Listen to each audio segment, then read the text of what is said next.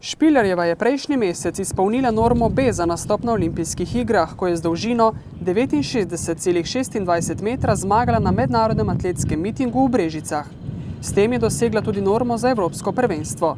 Pred nedavnim pa je za skoraj 2 metra izboljšala svoj slovenski rekord in se na 25 cm približala olimpijski normi A. Trening poteka po začrtani poti, vendar bomo zdaj v maju in začetku junija bomo pa mogoče malenkost več tekmovali. V tej sezoni je bila njena velika želja premagati magično mejo 70 metrov, kar je z metom orodja 71,25 metra daleč na atletskem mitingu v Čakovcu na Hrvaškem tudi uspelo.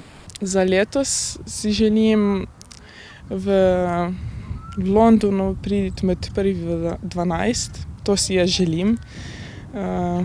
Vem, da bom pripravljena, da sem sposobna toliko, tako da bomo pa videli, kje bo sreča. Špilerjeva je sicer lani postala mladinska evropska prvakinja v metu kladiva. Postavila je tudi rekord mladinskih evropskih prvenstev.